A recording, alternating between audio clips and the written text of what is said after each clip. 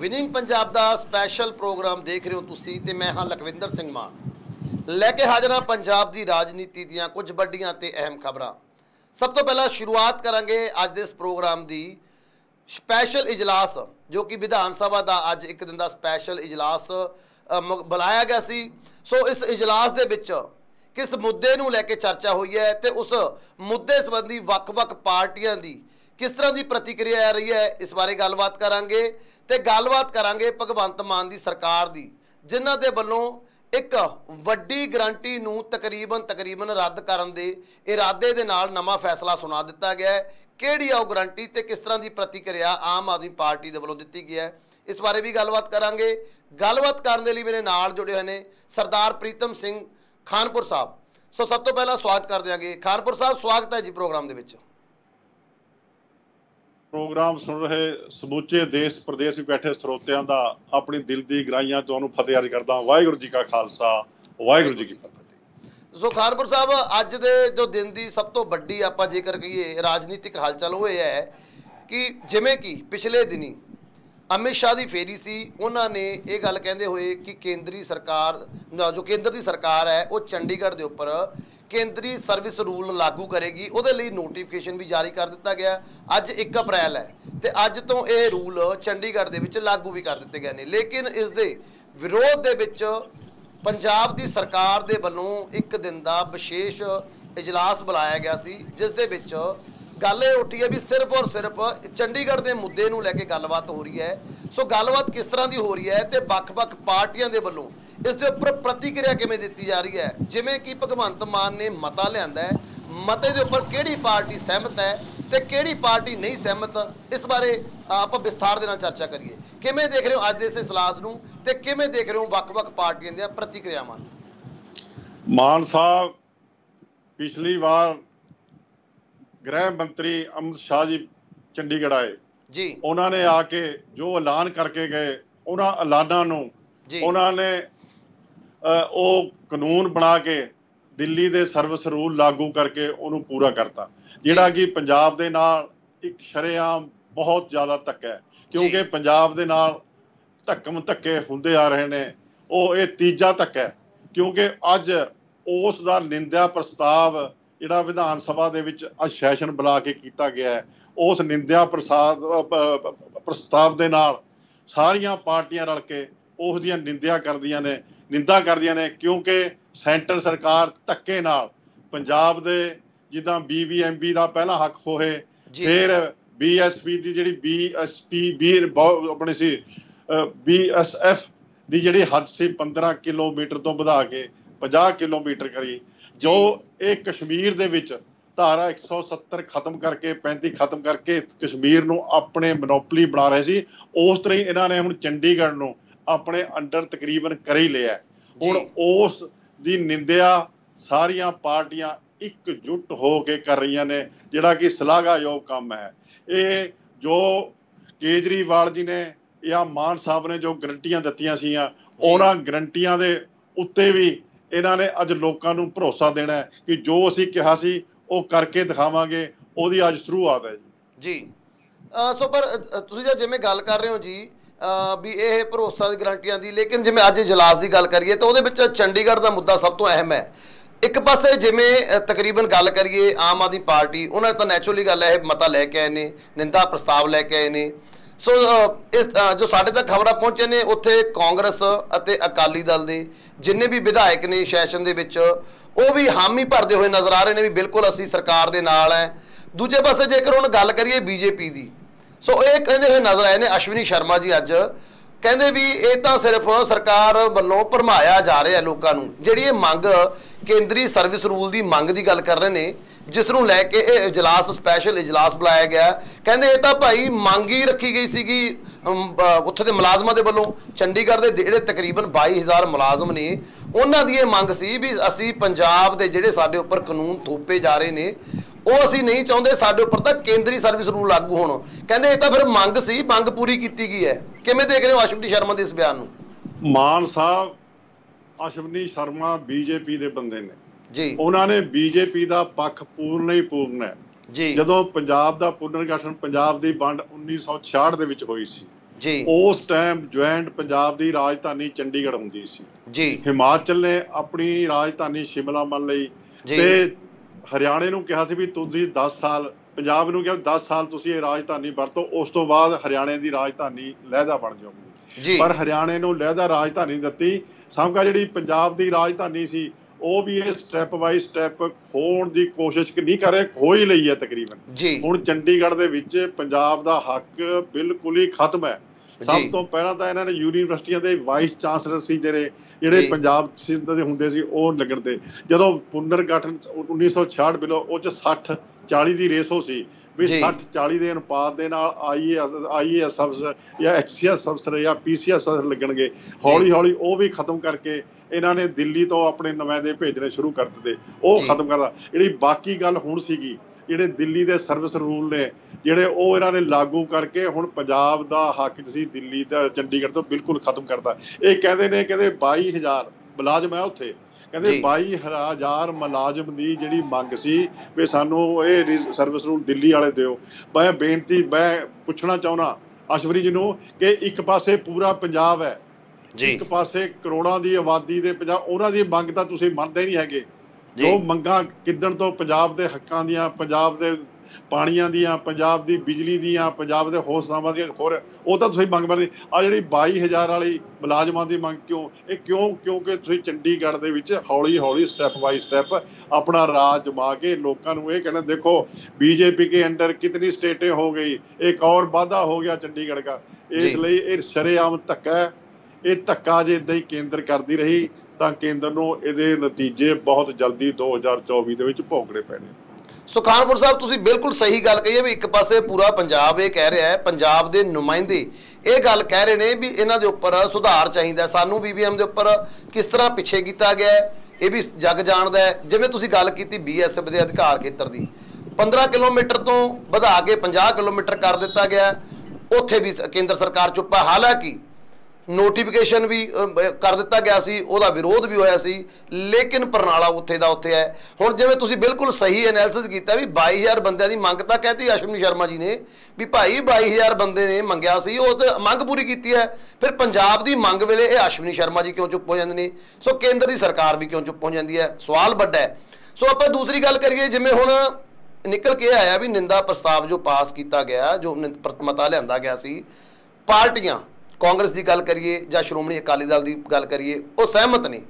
वो बिल्कुल सहमत ने भी असीं तुहाडे नाल है CM साहब नूं कहंदे दिखाई दिते ने भी तुसीं अगे लगो तुहाडे नाल है हुण ये निंदा प्रस्ताव पास भी हो गया चला भी गया केंद्र दे कोल की तुहानूं लगदा है इस तो बाद केंद्र अपना नोटिफिकेशन वापस लएगा जां फिर पंजाब सरकार नूं सर्ब बैठक दली बैठक बुला के सेंटर सरकार दे विरुद्ध सुप्रीम कोर्ट दे विच भी जाना पै सकदा किवें देख रहे हो नोटिफिकेशन केंद्र वापस लएगा इस निंदा प्रस्ताव तो बाद मान साहब बाद चों हथ करा रहा बैरी मित ना होए जी जे पंजाब दे हितां दे लई ये सारियां पार्टियां अपने निजी हितां तो उपर उठ के पंजाब दे भले दी गल करनगियां इकट्ठियां हो के ਇਹ ਸੈਂਟਰ ਤੇ ਦਬਾਅ ਪਾਉਣਗੀਆਂ ਤਾਂ ਇਹ ਕੋਈ ਵੱਡੀ ਗੱਲ ਨਹੀਂ ਕਿ ਕਾਨੂੰਨ ਵਾਪਸ ਨਾ ਲੈਣਾ ਪਵੇ ਕਿਉਂਕਿ ਜੇ ਕਿਸਾਨ ਇਕੱਠੇ ਹੋਏ ਪੂਰਾ ਪੰਜਾਬ ਇਕੱਠਾ ਹੋਇਆ ਹਰਿਆਣਾ ਇਕੱਠਾ ਹੋਇਆ ਬਾਕੀ ਸਟੇਟਾਂ ਕਿਸਾਨ ਜਿਹੜੇ 3 ਕਾਲੇ ਕਾਨੂੰਨ ਬਿੱਲ ਸੀਗੇ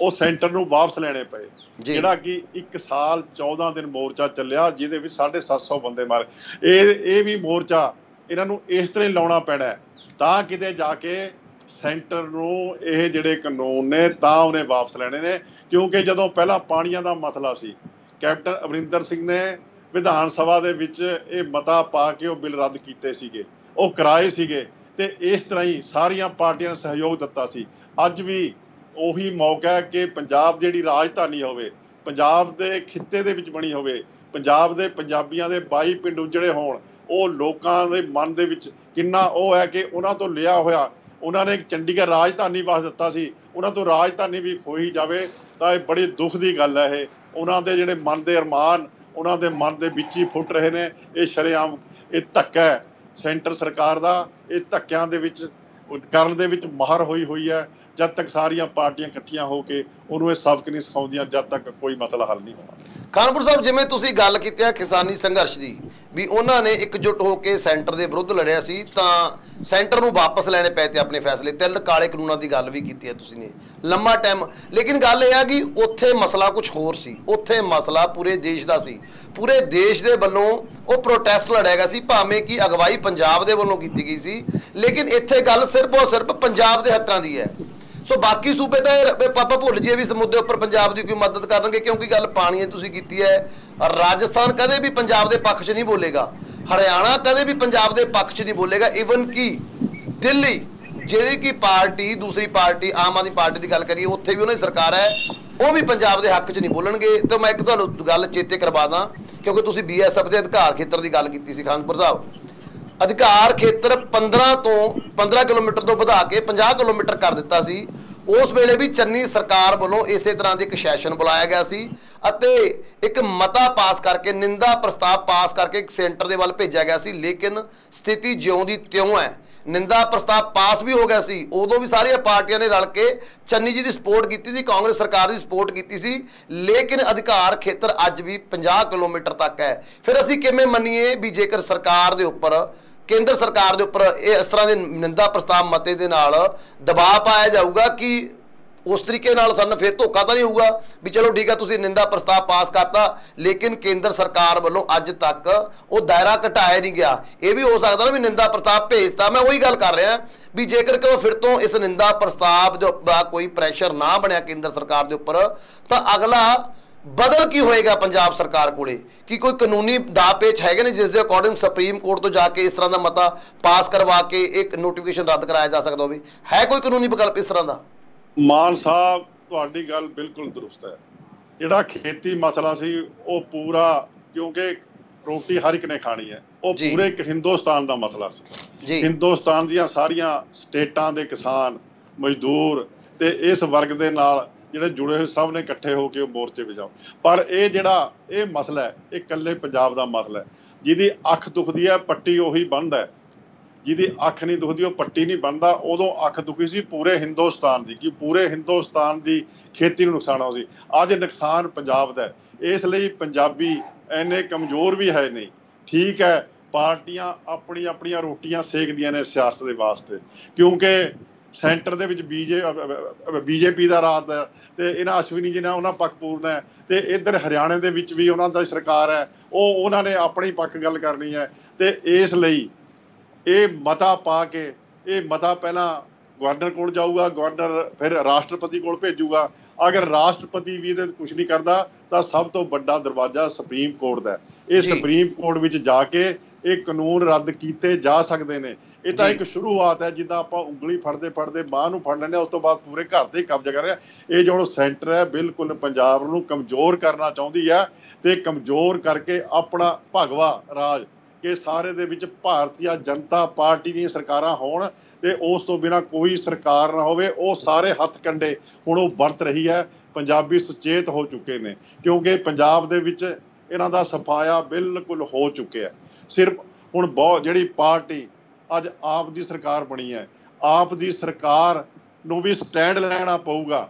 ਇਹ ਸਟੈਂਡ ਦੇ ਵਿੱਚ ਜੇ ਉਹ ਸਿਆਸਤ ਵਰਤਣਗੇ ਜਾਂ ਇੱਕ ਲੋਕਾਂ ਨੂੰ ਇਹੀ ਗੱਲ ਕਹਿਣਗੇ ਵੀ ਅਸੀਂ ਇਹ ਕਰ ਰਹੇ ਹਾਂ ਜਾਂ ਅਸੀਂ ਇਹ ਕਰਾਂਗੇ, ਉਹਨਾਂ ਮਸਲਾ ਨਹੀਂ ਹੱਲ ਵਾਲਾ। ਇਹਦੇ ਉੱਤੇ ਵੱਡੀ ਤੋਂ ਵੱਡੀ ਕੁਰਬਾਨੀ ਵੀ ਦੇਣੀ ਪੈ ਸਕਦੀ ਹੈ। ਪੰਜਾਬੀ ਕੁਰਬਾਨੀ ਦੇਣ ਤੋਂ ਕਦੇ ਪਿੱਛੇ ਨਹੀਂ ਹਟਣਗੇ, ਕਿਉਂਕਿ ਉਹਨਾਂ ਦੇ ਖੂਨ ਪਸੀਨੇ ਦੀ ਕਮਾਈ ਦੇ ਨਾਲ ਇਹ ਚੰਡੀਗੜ੍ਹ ਉਹਨਾਂ ਨੂੰ ਉਜਾੜ ਕੇ ਬਣਿਆ। ਇਹਦੇ ਲਈ ਕੋਈ ਵੀ ਕਦਮ ਪੁੱਟਣਾ ਪਵੇ, ਪੰਜਾਬੀ ਨੌਜਵਾਨ, ਪੰਜਾਬੀ ਲੋਕ, ਪੰਜਾਬੀ ਕਿਰਤੀ ਸਾਰੇ ਇਸ ਮਸਲੇ ਦੇ ਵਿੱਚ ਨਾਲ ਸਰਕਾਰ ਦੇ ਖੜਨਗੇ। ਜੇ ਸਰਕਾਰ ਸਹੀ ਅਗਵਾਈ ਕਰੇਗੀ, ਜੇ ਸਰਕਾਰ ਵੀ ਆਪਣੀ ਸਿਆਸੀ ਰੋਟੀਆਂ ਸੇਕੇਗੀ, ਫਿਰ ਇਹ ਮੋਰਚਾ ਕੋਈ ਹੋਰ ਰੂਪ ਲੈ ਲਵੇਗਾ। ਮੈਂ ਚਾਹੁੰਦਾ ਪੰਜਾਬ ਦੇ ਹਾਲਾਤ ਨਾ ਖਰਾਬ ਹੋਣ। ਪੰਜਾਬ ਨੂੰ ਬੜੀ ਦੇਰ ਬਾਅਦ ਸ਼ਾਂਤੀ ਆਈ ਹੈ, ਇਹਨੂੰ ਸ਼ਾਂਤੀ ਦੇ ਨਾਲ ਹੀ ਇੱਥੇ ਲੋਕਾਂ ਨੂੰ ਵਸਣ ਦਿੱਤਾ ਜਾਵੇ। ਬਿਲਕੁਲ ਸਰ, ਬਿਲਕੁਲ ਤੁਸੀਂ ਬਿਲਕੁਲ ਸਹੀ ਕਿਹਾ। ਤੇ ਇਹੀ ਗੱਲ ਕਾਂਗਰਸ ਦੇ ਵਿਧਾਇਕ ਸੁਖਪਾਲ ਖਹਿਰਾ ਵੀ ਕਹਿੰਦੇ ਹੋਏ ਨਜ਼ਰ ਆਏ ਨੇ ਵੀ ਅਸੀਂ ਵੀ ਅਪੀਲ ਕਰ ਦਿਆਂਗੇ। ਉਹਨਾਂ ਨੇ ਆਪਣੀ ਸਪੀਚ 'ਚ ਕਿਹਾ ਹੈ ਵੀ ਅਸੀਂ ਵੀ ਇਹ ਅਪੀਲ ਕਰਦੇ CM ਸਾਹਿਬ ਨੂੰ ਕਿ ਉਹ ਅੱਗੇ ਲੱਗਣ, ਅਸੀਂ ਉਹਨਾਂ ਪਿੱਛੇ ਲੱਗਾਂਗੇ।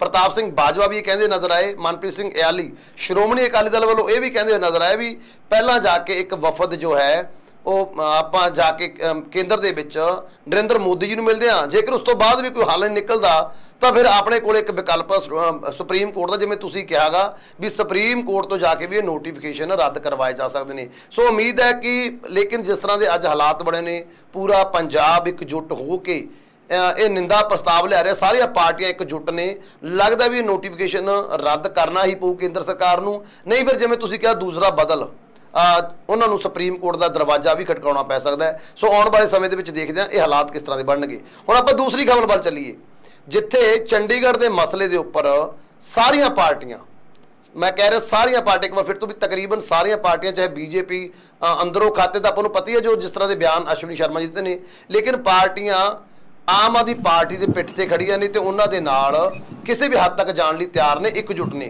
लेकिन दूसरे पासे हुण जे अगर गल करिए आम आदमी पार्टी की गारंटियां की, ਜਿਹੜੀਆਂ ਗਰੰਟੀਆਂ ਉਹ ਦੇ ਕੇ ਲੋਕਾਂ ਨੂੰ ਸੱਤਾ ਦੇ ਵਿੱਚ ਆਈ ਸੀ, ਰਵਾਇਤੀ ਪਾਰਟੀਆਂ ਨੂੰ ਜੋ ਲੰਮੇ ਸਮੇਂ ਤੋਂ ਰਾਜ ਭੋਗ ਰਹੀਆਂ ਸੀ ਉਹਨਾਂ ਨੂੰ ਲਾਂਭੇ ਕੀਤਾ ਸੀ, ਉਸ ਪਹਿਲੀ ਗਰੰਟੀ ਬਿਜਲੀ ਦੀ ਗੱਲ ਕਰੀਏ ਉਹਦੇ ਉੱਪਰ ਘਿਰਦੀ ਹੋਈ ਨਜ਼ਰ ਆ ਰਹੀ ਹੈ। ਸੋ ਪਹਿਲਾ ਜੇ ਆਪਾਂ ਕਹਿ ਦਈਏ ਭਗਵੰਤ ਮਾਨ ਦੇ ਵੱਲੋਂ ਇੱਕ ਯੂ ਟਰਨ ਲੈ ਲਿਆ ਗਿਆ ਇਸ ਗਰੰਟੀ ਤੋਂ, ਕਿਉਂਕਿ ਜਿੱਥੇ ਉਹਨਾਂ ਨੇ ਟੈਰਿਫ ਹੈ ਬਿਜਲੀ ਦਾ ਉਹਦੀ ਪਾਲਿਸੀ ਹੈ ਉਹਨੂੰ ਲਾਗੂ ਕਰ ਦਿੱਤਾ ਵੀ ਭਾਈ ਇਸ ਵਾਰ ਦੇ ਟੈਰਿਫ ਦੇ ਵਿੱਚ ਜੋ ਬਿਜਲੀ ਦਾ ਟੈਰਿਫ ਹੁੰਦਾ ਗਾ ਉਹਦੇ ਵਿੱਚ ਕਿਸੇ ਤਰ੍ਹਾਂ ਦਾ ਕੋਈ ਬਦਲਾਅ ਨਹੀਂ ਹੋਊਗਾ, ਭਾਵ ਕਿਸੇ ਤਰ੍ਹਾਂ ਦਾ ਕੋਈ ਵਾਧਾ ਨਹੀਂ ਕੀਤਾ ਜਾਊਗਾ ਬਿਜਲੀ ਦੇ ਦਰਾਂ ਦੇ ਵਿੱਚ। ਉੱਥੇ ਹੀ 300 ਯੂਨਿਟ ਦੀ ਜਿਹੜੀ ਗੱਲ ਉਹਨਾਂ ਨੇ ਕੀਤੀ ਸੀ, ਸਭ ਤੋਂ ਵੱਡੀ ਗਰੰਟੀ ਸੀ ਜਿੱਥੋਂ ਕਿ ਆਮ ਲੋਕਾਂ ਨੂੰ, ਗਰੀਬ ਲੋਕਾਂ ਨੂੰ ਸਭ ਤੋਂ ਵੱਧ ਫਾਇਦਾ ਹੋਣਾ ਸੀ, ਉਹਦੇ ਉੱਪਰ ਬੋਲਣ ਤੋਂ ਉਹਨਾਂ ਨੇ ਇਨਕਾਰ ਕੀਤਾ ਵੀ ਭਾਈ ਇਹ 300 ਜੋ ਯੂਨਿਟ ਹੈ ਇਹ ਲੋਕਾਂ ਨੂੰ ਦਿੱਤੀ ਵੀ ਜਾਊ ਕਿ ਨਹੀਂ। ਹਾਂ ਭਾਵੇਂ ਕਿ ਰਾਹਤ ਦੀ ਗੱਲ ਇਹ ਹੈ ਵੀ ਪਿਛਲੇ ਸਰਕਾਰਾਂ ਦੇ ਵਾਂਗ ਟੈਰਿਫ ਦੇ ਵਿੱਚ ਕਿਸੇ ਤਰ੍ਹਾਂ ਦਾ ਕੋਈ ਵਾਧਾ ਨਹੀਂ ਹੋਇਆ, ਬਿਜਲੀ ਮਹਿੰਗੀ ਨਹੀਂ ਹੋਈ, ਸੇਮ ਦਰਾਂ ਰਹਿਣਗੀਆਂ ਅਗਲੇ ਸਾਲ ਦੇ ਲਈ। ਲੇਕਿਨ ਦੂਸਰੇ ਪਾਸੇ 300 ਯੂਨਿਟ ਦੇ ਉੱਪਰ ਚੁੱਪ ਵੀ ਨੇ। ਕਿਵੇਂ ਦੇਖ ਰਹੇ ਹੋ, ਪਹਿਲੀ ਗਰੰਟੀ ਤੋਂ ਆਮ ਆਦਮੀ ਪਾਰਟੀ ਭੱਜਦੀ ਨਜ਼ਰ ਆ ਰਹੀ ਹੈ? ਬਿਜਲੀ ਦੇ ਮਾਲ ਮਾਮਲੇ 'ਚ ਇਹ ਹੈ ਜੀ, ਅੱਜ ਪੰਜਾਬ ਦੇ ਕੋਲ ਬਹੁਤ ਥੋੜਾ ਕੋਲ ਹੈ, ਕਿਉਂਕਿ ਕੋਲਿਆਂ ਦੇ ਨਾਲ ਹੀ ਥਰਮਲ ਪਲਾਂਟ ਨੇ ਜਿਹੜੇ ਚੱਲੇ ਨੇ। ਕਿਸੇ ਕੋਲ ਹਫ਼ਤੇ ਦਾ ਕੋਲ ਹੈ, ਕਿਸੇ ਕੋਲ 11 ਦਿਨਾਂ ਦਾ ਕੋਲ ਹੈ। ਸੈਂਟਰ ਸਰਕਾਰ ਨੇ ਬਿਲਕੁਲ ਆਪਣਾ ਪੱਲਾ ਝਾੜ ਲਿਆ ਵੀ ਸਾਡੇ ਪੂਲ ਦੇ ਵਿੱਚ ਕੋਈ ਕੋਲਾ ਦੇਣ ਵਾਸਤੇ ਪੰਜਾਬ ਕੋਲ ਕੋਲਾ ਨਹੀਂ ਹੈਗਾ। ਤੇ ਇਹਨਾਂ ਨੇ ਕਿਹਾ ਤੁਸੀਂ ਆਪ ਲੋਕ ਕੋਲਾ ਬਾਹਰੋਂ ਮੰਗਾਓ। ਜੇ ਤੁਸੀਂ ਬਾਹਰੋਂ ਕੋਲਾ ਮੰਗਾਓਗੇ ਤਾਂ ਉਹਦਾ ਖਰਚਾ ਕਿੰਨਾ ਆਊਗਾ? ਜੇ ਇੱਥੋਂ ਕੋਲਾ ਪ੍ਰਾਈਵੇਟ, ਕਿਉਂਕਿ ਜਿੰਨੀਆਂ ਵੱਡੀਆਂ ਵੱਡੀਆਂ ਕੌਲਰੀਆਂ ਨੇ, ਕੋਲੇ ਦੀਆਂ ਖਾਨਾਂ ਨੇ, ਸਾਰੀਆਂ ਅੰਬਾਨੀਆਂ ਅਡਾਨੀਆਂ ਦੇ ਪਰਿਵਾਰਾਂ ਕੋਲ ਹੀ ਨੇ। ਉਹਨਾਂ ਨੇ ਆਪਣੀ ਮਨ ਮਰਜ਼ੀ ਦਾ ਮੁੱਲ ਲੈਣਾ ਹੈ। ਜਦੋਂ ਮਨ ਮਰਜ਼ੀ ਦਾ ਮੁੱਲ ਲੈ ਕੇ ਕੋਲਾ ਮਹਿੰਗਾ ਖਰੀਦਾਂਗੇ ਤਾਂ ਬਿਜਲੀ ਵੀ ਮਹਿੰਗੀ ਹੋ ਪੈਣੀ ਹੈ। ਪਰ ਇਹਨਾਂ ਨੇ ਵਧੀਆ ਗੱਲ ਹੈ ਵੀ ਅਸੀਂ ਟਰੈਫਿਕ ਨਹੀਂ ਵਧਾਵਾਂਗੇ। ਜਦੋਂ ਬਿਜਲੀ ਉਹ ਨਹੀਂ ਆਉਣੀ, ਗੱਲ ਤਾਂ ਟਰੈਫਿਕ ਤਾਂ ਵਧੂਗਾ ਜੇ ਬਿਜਲੀ ਦੀ ਹਾਲਤ ਹੁਣੀ ਬਿਜਲੀ ਦੇ ਕੱਟ ਲੱਗਣੇ ਸ਼ੁਰੂ ਹੋਏ ਨੇ। ਅਜੇ ਜੀਰੀ ਦਾ ਸੀਜ਼ਨ ਸ਼ੁਰੂ ਨਹੀਂ ਹੋਇਆ, ਅੱਗੇ ਪੂਰਾ ਲੋਡ ਬਿਜਲੀ ਦੇ ਉੱਤੇ ਪੈਣਾ, ਇਸ ਲਈ ਬਿਜਲੀ ਬਹੁਤ ਜ਼ਰੂਰੀ ਹੈ। ਨਾਲੇ ਇਹਨਾਂ ਨੇ ਗਰੰਟੀ ਦਿੱਤੀ ਹੈ, ਜਿਹੜੀਆਂ 70 ਸਾਲ ਦੀਆਂ ਸਰਕਾਰਾਂ ਪਿੱਛੇ ਰਾਜ ਕਰਦੀਆਂ ਆ ਰਹੀਆਂ ਸੀ ਬਦਲ ਕੇ, ਉਹਨਾਂ ਸਰਕਾਰਾਂ ਨੂੰ ਬਦਲਣ ਦਾ ਕਾਰਨ ਕੀ ਹੈ ਕਿ ਇਹਨਾਂ ਨੇ ਇਹ ਕਿਹਾ ਸੀ ਵੀ ਅਸੀਂ ਬਿਜਲੀ ਫ੍ਰੀ ਬਿਜਲੀ 300 ਯੂਨਿਟ ਦੇਵਾਂਗੇ, ਫਿਰ ਅਸੀਂ ਟਿਊਬਵੈਲਾਂ ਦੀ ਬਿਜਲੀ ਫ੍ਰੀ ਰੱਖਾਂਗੇ, ਫਿਰ ਅਸੀਂ ਬੀਬੀਆਂ ਨੂੰ 10-10 ਹਜ਼ਾਰ ਰੁਪਈਆ ਦੇਵਾਂਗੇ, ਫਿਰ ਨੌਜਵਾਨਾਂ ਨੂੰ ਨੌਕਰੀ ਦੇਵਾਂਗੇ। ਇਹਨਾਂ ਨੇ ਬਹੁਤ ਜਿਹੜੀਆਂ ਗਰੰਟੀਆਂ ਦਿੱਤੀਆਂ ਸੀ। ਅਜੇ ਤਾਂ ਪਹਿਲੀ ਉਹ ਗਰੰਟੀ ਹੈ, ਕੋ ਨਾ ਚੱਲੀ ਬਾਬਾ ਤਿਹਾਈ ਵਾਲੀ ਗੱਲ ਹੋਵੇ। ਇਸ ਗਰੰਟੀ ਦੇ ਉੱਤੇ ਇਹਨਾਂ ਨੂੰ ਪੂਰਾ ਸਿਰ ਧੜ ਦੀ ਬਾਜੀ ਲਾ ਕੇ ਇਹਨੂੰ ਪੂਰਾ ਕਰਨਾ ਚਾਹੀਦਾ ਹੈ। ਜੇ ਪੂਰੀ ਨਹੀਂ ਇਹ ਕਰਨਗੇ ਤੇ ਲੋਕਾਂ ਦਾ ਜਿਹੜਾ ਇਹਨਾਂ ਦੇ ਉੱਤੇ ਭਰੋਸਾ ਹੈ ਉਹ ਬਹੁਤ ਜਲਦੀ ਹੀ ਟੁੱਟਣਾ ਸ਼ੁਰੂ ਹੋ ਜਾਊਗਾ। ਅੱਜ ਹੀ ਆਪ ਦੇ ਕੁਝ ਵਰਕਰ ਲੀਡਰ ਆਪਣੀਆਂ ਚੌਧਰਾਂ ਜਮਾਉਣ, ਕੋਈ ਥਾਣਿਆਂ ਦੇ ਵਿੱਚ, ਕੋਈ ਸਕੂਲਾਂ ਦੇ ਵਿੱਚ, ਕੋਈ ਹਸਪਤਾਲਾਂ ਦੇ ਵਿੱਚ ਜਾ ਕੇ ਆਪਣੀ ਧੌਂ ਜਮਾਉਣ ਲੱਗ ਰਹੇ ਨੇ। ਜੋ ਪਹਿਲਾ ਕੰਮ ਹੁੰਦਾ ਸੀ ਉਹੀ ਸ਼ੁਰੂ ਕਰਤਾ। ਜੇ ਉਹੀ ਕੰਮ ਸ਼ੁਰੂ ਕਰਨਗੇ ਉਹ ਦਿਨ ਦੂਰ ਨਹੀਂ ਜਦੋਂ ਲੋਕਾਂ ਨੇ ਇਹਨਾਂ ਨੂੰ ਪਹਿਲਾਂ ਵਾਲੀ ਲਾਈਨ ਦੇ ਵਿੱਚ ਹੀ ਖੜਾ ਕਰ ਦੇਣਾ। ਇਸ ਲਈ ਇਹਨੂੰ ਬੜੇ ਸੋਚ ਸਮਝ ਕੇ ਇੱਕ ਜਿਹੜਾ ਕਦਮ ਹੈ ਫੂਕ ਕੇ ਚੱਲਣ ਦੀ ਲੋੜ ਹੈ, ਕਿਉਂ ਲੋਕਾਂ ਨੂੰ ਇਹਨਾਂ ਦੇ ਉੱਤੇ ਬਹੁਤ ਜ਼ਿਆਦਾ ਆਸਾਂ ਨੇ। ਉਹਨਾਂ ਦੀ ਆਸਾਂ ਤੇ ਪੂਰਾ ਉਤਰਨ ਜਿਨ੍ਹਾਂ ਨੇ ਲੋਕਾਂ ਤੇ ਰਾਤ ਕਰਕੇ ਇਹਨਾਂ ਨੂੰ ਵੋਟਾਂ ਪਾਈਆਂ। बिल्कुल सर, बिल्कुल, क्योंकि ये पहली गारंटी सी, क्योंकि लोगों की सब तो बड़ी एक गारंटी भी यही सी लोगों के लिए, तो जिस दे कारण लोगों का झुकाव झाड़ू वाल होया सी जां आम आदमी पार्टी वाल होया सी। सो उस तो बाद दूसरियां गारंटियां ने। हुण बेरोजगारी की गल करी सी, उन्होंने भी रोजगार देवांगे। हालांकि ऐलान तो भगवंत मान जी वालों कर दिते गए ने भी नौकरियां भी दित्तियां जाणगियां, कच्चे मुलाजमां दी पक्की करन दी गल सी वो भी उन्होंने ऐलान करता। लेकिन हकीकी तौर पर यह अमल दे विच कदों आऊगा इस बारे भी देखण वाली गल होएगी। ते नाल ही नाल 1000 रुपये की जिहड़ी गल कीती सी भी औरतां नूं दित्ता जाऊगा, ਉਹਨਾਂ ਬਾਰੇ ਵੀ ਅਜੇ ਗਰੰਟੀਆਂ ਬਹੁਤ ਨੇ, ਲੇਕਿਨ ਪਹਿਲੀ ਗਰੰਟੀ ਤੋਂ ਜੇਕਰ ਆਪਾਂ ਕਹੀਏ ਫਿਲਹਾਲ ਯੂ ਟਰਨ ਲੈਂਦੀ ਹੋਈ ਨਜ਼ਰ ਆ ਰਹੀ ਹੈਗੀ ਆਮ ਆਦਮੀ ਦੀ ਸਰਕਾਰ, ਜਾਂ ਫਿਰ ਗੱਲ ਭਗਵੰਤ ਮਾਨ ਦੀ ਕਰੀਏ।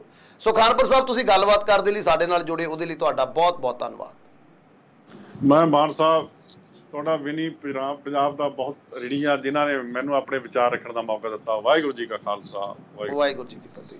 ਸੋ ਇਹ ਸਨ ਜੀ ਸਰਦਾਰ ਪ੍ਰੀਤਮ ਸਿੰਘ ਖਾਨਪੁਰ ਵੜਿੰਗ, ਜਿਨ੍ਹਾਂ ਨੇ ਵਿਸਥਾਰ ਦੇ ਨਾਲ ਚਰਚਾ ਕੀਤੀ ਹੈ ਅੱਜ ਦੇ ਇਜਲਾਸ ਦੀ। ਇਜਲਾਸ ਦੇ ਵਿੱਚ ਆਏ ਹੋਏ ਮਤੇ ਦੀ, ਚੰਡੀਗੜ੍ਹ ਦੇ ਮਤੇ ਦੀ। ਸੋ ਕੀ ਪਰੇਸ਼ਾਨੀਆਂ ਸਰਕਾਰ ਨੂੰ ਆ ਸਕਦੀਆਂ ਨੇ, ਕਿ ਆਉਣ ਵਾਲੇ ਸਮੇਂ ਦੇ ਵਿੱਚ ਇਹ ਨਿੰਦਾ ਪ੍ਰਸਤਾਵ, ਜਿਵੇਂ ਕਿ ਉਹਨਾਂ ਨੇ ਚਰਚਾ ਕੀਤੀ ਹੈ ਵੀ ਤਕਰੀਬਨ ਪਾਰਟੀਆਂ ਸਹਿਮਤ ਨੇ, ਇਕਜੁੱਟ ਨੇ। ਸੋ ਕੇਂਦਰ ਦੇ ਵੱਲ ਮਤਾ ਭੇਜਿਆ ਜਾਏਗਾ ਕਿ ਕੇਂਦਰ ਆਪਣੇ ਨੋਟੀਫਿਕੇਸ਼ਨ ਨੂੰ ਵਾਪਸ ਲੈਂਦਾ, ਜਾਂ ਫਿਰ ਜਿਸ ਤਰ੍ਹਾਂ ਕਿ BSF ਦੇ ਅਧਿਕਾਰ ਖੇਤਰ ਦੇ ਦੌਰਾਨ ਨਿੰਦਾ ਪ੍ਰਸਤਾਵ ਨੂੰ ਸਾਈਡ ਦੇ ਉੱਪਰ ਕਰ ਦਿੱਤਾ ਗਿਆ ਸੀ, ਕਿਸੇ ਤਰ੍ਹਾਂ ਦੀ ਕੋਈ ਕਾਰਵਾਈ ਨਹੀਂ ਹੋਈ ਸੀ, ਨੋਟੀਫਿਕੇਸ਼ਨ ਰੱਦ ਨਹੀਂ ਹੋਇਆ ਸੀ, ਕਿ ਇਹ ਵੀ ਨੋਟੀਫਿਕੇਸ਼ਨ ਰੱਦ ਹੋਏਗਾ ਜਾਂ ਨਹੀਂ, ਆਉਣ ਵਾਲੇ ਸਮੇਂ ਦੇ ਵਿੱਚ ਪਤਾ ਲੱਗ ਜਾਏਗਾ। ਸੋ ਅੱਜ ਦੀ ਇਹ ਚਰਚਾ ਸਾਡੇ ਦਰਸ਼ਕਾਂ ਨੂੰ ਕਿਵੇਂ ਲੱਗੀ, ਸਾਨੂੰ ਕਮੈਂਟ ਕਰਕੇ ਜ਼ਰੂਰ ਦੱਸਿਓ। ਤੁਹਾਡੇ ਇਹ ਕਮੈਂਟ ਸਾਡੇ ਲਈ ਬਹੁਤ ਕੀਮਤੀ ਹੁੰਦੇ ਨੇ। ਸੋ ਅਗਲੇ ਪ੍ਰੋਗਰਾਮ ਦੇ ਵਿੱਚ ਫਿਰ ਤੋਂ ਸਾਡੀ ਹੋਏਗੀ ਮੁਲਾਕਾਤ ਕੁਝ ਵਿਸ਼ੇਸ਼ ਖਬਰਾਂ ਦੇ ਨਾਲ। ਉਦੋਂ ਤੱਕ ਮੈਨੂੰ ਦਿਓ ਇਜਾਜ਼ਤ। ਧੰਨਵਾਦ।